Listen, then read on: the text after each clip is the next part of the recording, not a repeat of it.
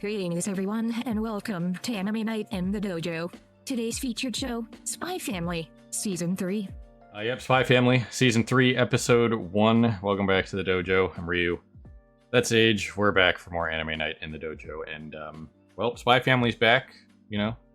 New channel now, after everything that happened. If you guys are finding us again, it's in the first video on the channel. And I have to do a video explaining how I got the other channel back, but I'm not risking that again until I can... Not even at all. There's no point. Even once I get all my Twitch stuff locally, once I buy that hard drive this year, gigantic hard drive, I'm not bothering since we have this set up now. But anyway, that's for Spy Family. Last time we got left off on Lloyd and Bond saving that dog in a burning building and stopping a random arsonist. Last season was pretty much the big arc was the Princess Lorelei thing on the boat. That was like the major thing. We got more on Garden, and then just some random everyday nonsense for the rest of the episodes, which was fine. But I expect it to pick up here because there's already been the internet freaking out about Lloyd's backstory. So apparently that's coming, and apparently we get his real name. Don't know what it is, but I saw that we got his real name. So it will be interesting to see what they go into with that. But again, no source material knowledge for this. This was something I was thinking about potentially catching up on because I did want to have like one show a season, like I did with My Dress Up Darling, where I have like all source material knowledge. I can just talk about it like that. But I didn't have time for that. And since this is already on season 3, I don't know if I want to do it for this at this point. Just wait for the anime, whatever. But for the next season that starts in January, I'm going to try to catch up on MF Ghost or something, just so I have that knowledge for one of them, even if most of the shows we're doing next season are relatively further in their runtime, like MF Ghost would be on season 3. Fire Force is ending, so, you know. Yeah. So that's kind of pointless. Could do Frieren, I guess, but I'll just have to figure it out. I have a couple months to figure that out. But either way, as for Spy Family, I believe this is another one core, so I don't know what that entails, where we're at in the source material, stuff like that. I think we'll probably look that up this season like we did for Shield Hero and stuff like that, just so we kind of know where we're at and kind of speculate on the production schedule, that kind of thing. If you are watching this on Monday, I hope you guys turn your clocks back if you live in the US, because we're still doing that bullshit, unless you live in one of the states that doesn't do that, which have, you know, done the right thing. We don't need daylight savings time anymore, because the farmers don't need it, because we have this thing called technology. They can still make their plants grow at night and whatnot. So, you know, there's things for greenhouses, you know, lamps, all kinds of other stuff if you need to have your stuff grow like 24/7. So keeping daylight savings time is really, really stupid. But anyway, also,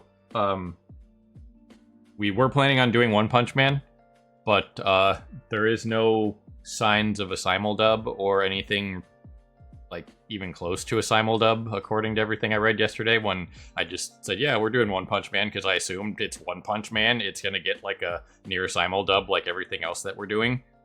No. So that takes something off our plate, which it is kind of nice, actually. So kind of a bummer in a way, but we're still going to do it at some point. Has Been Hotel is another show that we're going to do, and that's starting a day and a half from now. And that's going to be 8 episodes, and they have all 8 of them set to release before the 19th of November. So to me, that means 2 a week. So yeah, that solves our, oh man, we don't have 6 things again problem, because that's pretty much 6 things without One Punch Man. So thanks, One Punch Man, for not doing a simuldub. But maybe it'll come out in a couple weeks or something, but at that point we'll just push it back to next season or something, because, you know, it is what it is. There's a whole shitstorm going on with that, so I kind of want to do a series on that just so that we could talk about it and see for ourselves, kind of deal. But anyway, as for Spy Family, yeah, I expect us to get more back on track with the actual story. You know, there wasn't really any kind of major plot points with the Desmond family last season. Just mostly just the Yor stuff with Garden. We got more on the Garden stuff, and there wasn't really any Lloyd anything, but apparently we're getting that like immediately, I think, in the starting next episode. So they'll probably kick it off with some kind of random thing here and then move into the more serious stuff. But again, since I don't have source material knowledge, I don't know. There's only one source material knowledge thing that I do know that I think I saw last year at some point, where it said the source material was going into a very specifically titled arc, and I'm not going to say what it is, but you know, some people might be able to figure it out and infer like, oh man, they're finally doing this thing. So that will probably be a huge arc for the anime whenever that comes, but I doubt that it's this in this season. It's probably like a season 4 thing. So anyway, enough babbling. If you guys are wondering, if you're back, knew what's going on here, really quick, we're doing timer-based reactions over on Patreon. It's all free. It's whatever. It's still going to be on YouTube, but I still have to split it up so that, you know, the algorithm, typical nonsense. But, you know, for our reactions, we now do timer-based reactions. Don't know what that is. It's just, see the timer up there? That's where we are in the episode. You can watch alongside of us. It's to avoid copyright shenanigans because YouTube has gotten out of control. So I'm not risking that anymore. If you want a bigger explanation as to why that's going on, first video on the channel explains why we're. But yeah, the timer-based stuff will be over on Patreon, and the review and discussion will be over on YouTube. So you guys can whatever the hell you want, both and/or one or the other. So it's there for everything that people could possibly want. So yeah, the link to Patreon is always going to be down there in the description, and you know, pick your poison. So if you're over on Patreon, we'll see you on the other side of the edit for the timer stuff, and if you're over on YouTube, we will see you on the other side of the edit for the review and discussion. So here goes something. Well, alrighty then. There you guys have it. Fairly classic two-part, you know, split story Spy Family episode. You know, it's been the majority of the episodes in this series, outside of like the Princess Lorelei arc and some of the other major things from season 1. So, solid. Yeah, some of the more like major story arcs they do full episodes for, but the majority of the episodes are split story arcs. Yeah. So let's start with this. We talked a little bit about it at the end of the reaction there, but no piece of construction equipment known to man can do what Bond was saying. At least based in reality. Based on what these pieces of construction equipment were doing in the hands of their operators, Lloyd's included, which again, because of his skill, he was able to make his backloader thing defy massive normal parameters for these kinds of things. Like, it, by the end of that, like, could they do damage to each other like this and pick each other up and stuff like that? Absolutely. Can they uproot trees and toss them around? No. Could they uproot the tree? Probably. Very slowly, and then, like, place it, like, 5 feet over there, but they're not going to be tossing them into a freaking park, like we mentioned. But this kind of thing, like, even Lloyd's machine, like, the, like, bottom bit with the treads was spinning so fast that, you know, became a blur, which would mean, I don't know, several hundred rotations per minute, which you'd be lucky to get like 5 rotations a minute out of that normally. Just turning in a circle. So this was the absurd side of whatever. You know, usually it's Yor is the absurd part of this series. And she did something absurd. She kicked a building like it was nothing. So, you know, once again, that whole thing that came up last year or earlier this year with Sakamoto versus Yor, I think a lot of people undersell Yor because she's the lone absurd thing in this series, besides this apparently so far, and other members of Garden potentially. But yeah, Lloyd has done some absurd stuff, but his stuff is typically a bit more grounded. Like, this is probably one of the most absurd things he's done as far as like physics breaking and shit like that. Yep. But yeah, Yor does stuff like freaking dice tennis balls with a racket. Which I don't even want to know the math on that. And based on Fiona's own calculations, when she did hit the ball, which is using less strength, mind you, she hit it with this at the speed of sound or some crazy nonsense. So I think people undersell Yor in that Sakamoto comparison.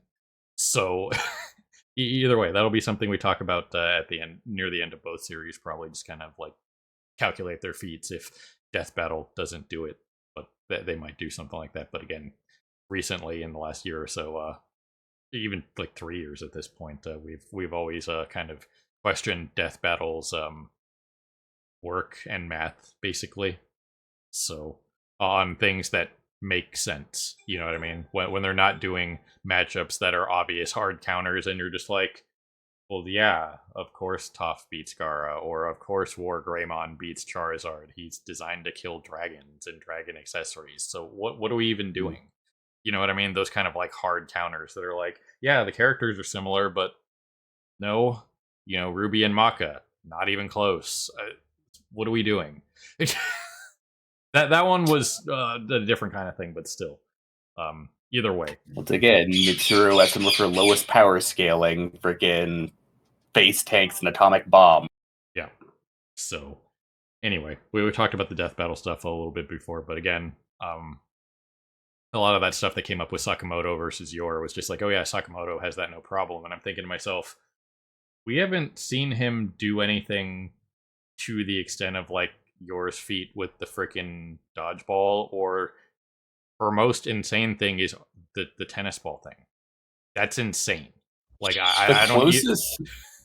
Like the closest thing we've really seen of him, it was actually in like the last couple episodes, and that was the whole using the freaking airplane landing gear as a segue. Yeah, that was probably the most absurd thing Sakamoto did all season. So once again, I think it's pretty close, but I think a lot of people undersell Yor because Sakamoto is around a lot of other absurd people. Yor is not. So she's not really using her full power. And when you could argue that when she shreds the tennis ball, that might not even have been her full strength. You know what I mean? Yeah. Because she was still trying to hit the ball. Yeah, it could very well be an All Might situation of would have taken me 200 hits to beat the opponent. But that estimation is based on him only using 20% of his strength and 100% of his strength. Yeah. So either way, but the one thing is, of all those debates, from what we've seen, neither of them still holds a candle to Toji, despite people trying to claim otherwise. Yeah. But, you know, that is what it is. That guy had like a divine blessing or whatever. So that's kind of different, more supernatural. Well, literally all his divine blessing is just that he couldn't use magic in exchange for being able to surpass his human limitations physically. Right. So either way, a fairly classic outing of the Forger family. Nothing wrong with it. Had everything, so that was fun. And then, you know, we had Fiona. She finally had, you know, thoughts that weren't of love. You know, this sucks several dozen times in her backdrop. So that was something. But either way, this is the start of some kind of beautiful, messed up relationship, isn't it? That's what's going to happen. I'm starting this ship right now. We already started it at the end of the reaction, so this is going to be what it is, right? Frankie can't get the girl, but somehow ends up with Fiona because she like acquiesces to Yorness and just like, no, Frankie, you're coming with me because I need you to do stuff. Yeah, no, I imagine this is like probably way down the line, but yeah, no, I imagine it's going to be a case of like Lloyd and Yor are going to eventually actually develop feelings for each other and end up getting together. Somewhere along the lines, Fiona is going to have to realize that she's not going to ever get Lloyd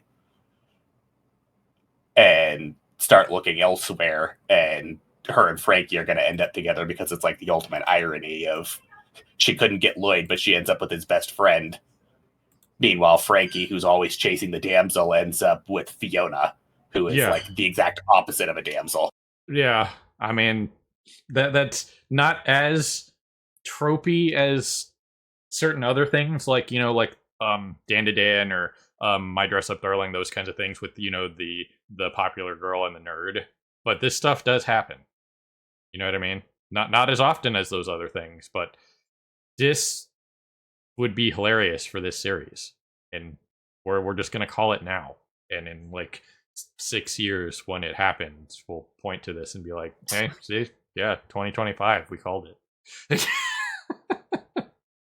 So, yeah, that just has that vibe of like, yeah, when you think about it, with all the information that we have right now, I'd say it's a pretty reasonable chance. It just depends on the author, really. But if you just look at it from without thinking about what like the author might do and just like this situation, why not? You know what I mean? Like I mentioned at the end of the reaction, it's going to be that kind of like yes dear relationship that I ran into at a Home Depot a couple years ago, and I thought only things like that existed in movies until I was like, I literally had to take a double take down like the aisle because I heard it and I was just like, and then the guy said it again and I was like, okay.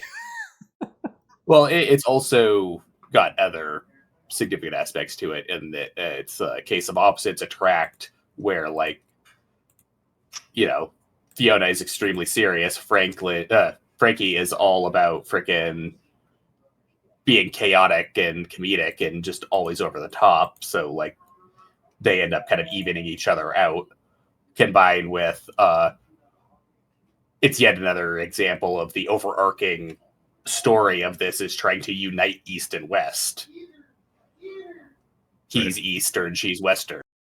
Yeah, because that was the thing we got after this whole situation here with this guy, was when he was taking them down the thing here, he mentions that, you know, he's lived here his whole life, but, you know, he's trying to remove the stick from Ostania's ass, basically. That's his goal. So it will be interesting to see what if they, when they eventually, you know, further develop Frankie's character, that kind of thing. So yeah, apparently my internet went out for age right as I said stick, so that's kind of funny. But I guess we're back, and you guys can see the freaking thing up there that there's something up with my connection, so we'll try to wrap up here before madness occurs, like in our last recording session, where I literally was just in the dark. You know, like if there's like a storm going on, and you're probably like, well, power might go out. Yeah, last night I had that, except there was no storm, no wind, nothing. And it was out for like 20 minutes, and I can't find any information on PG&E's website other than an unplanned outage. Thanks. Can we just, you know, what happened?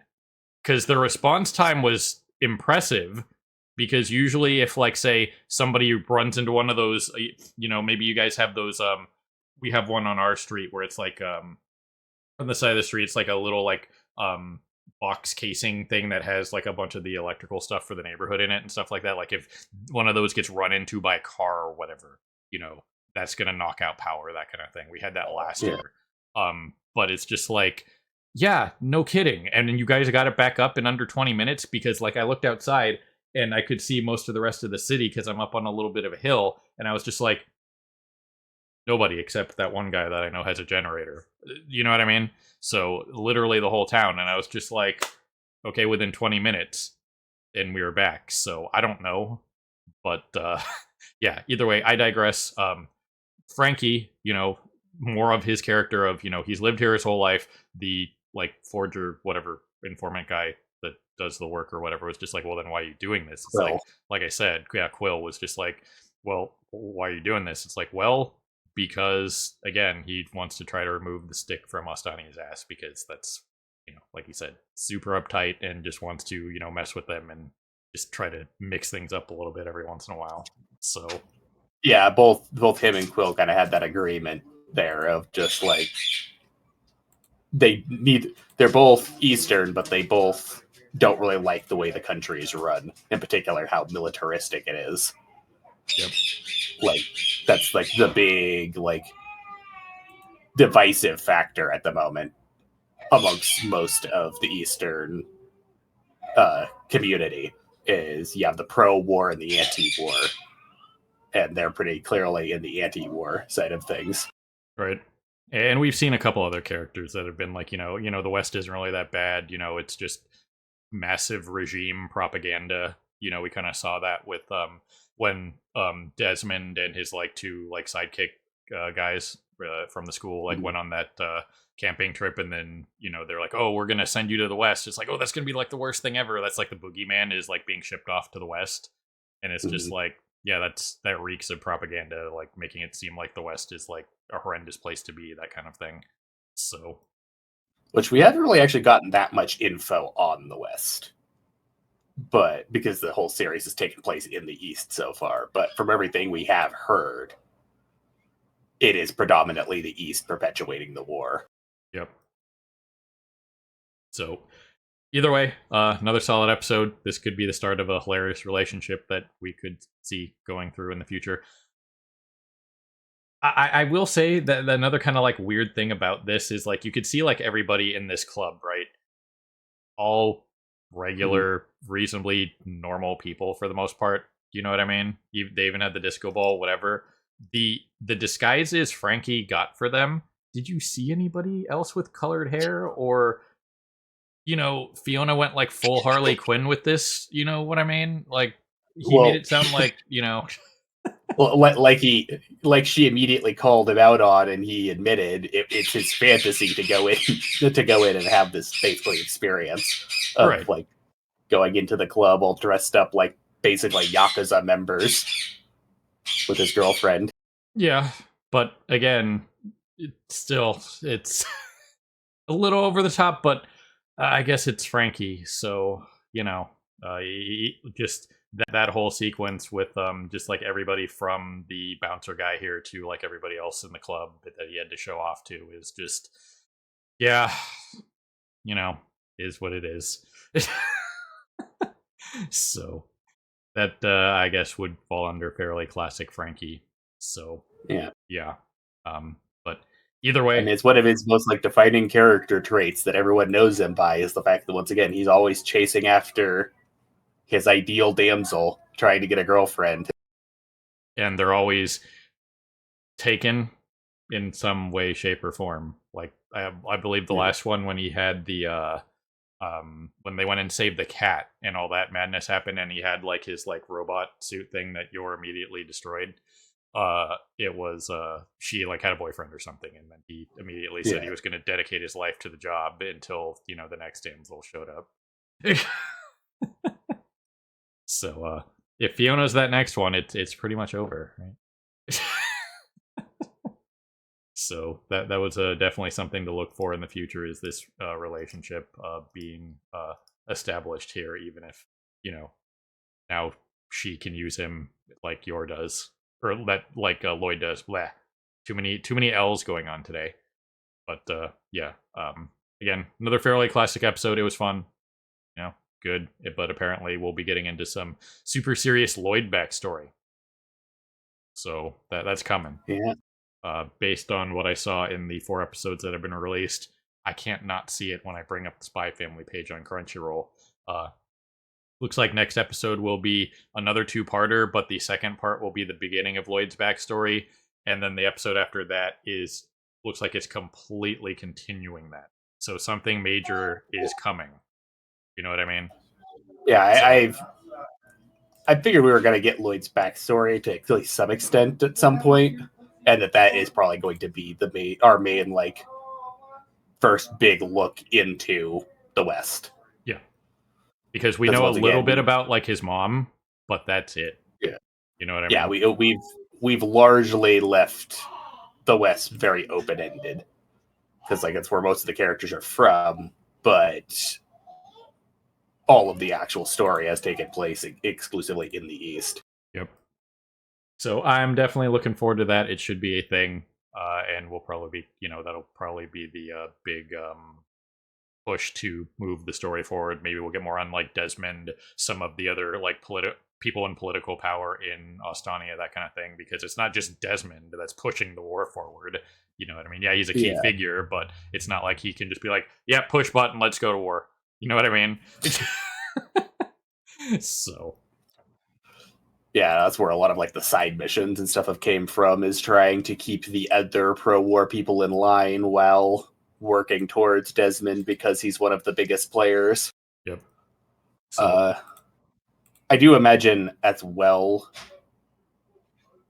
after the Lloyd stuff, that this will probably be a more school-centric season. right. Because we haven't really been pushing the school plot for all that much lately, and that is still technically like the main plot thread. Is in order to get to Desmond, they have to go through the school. Yep.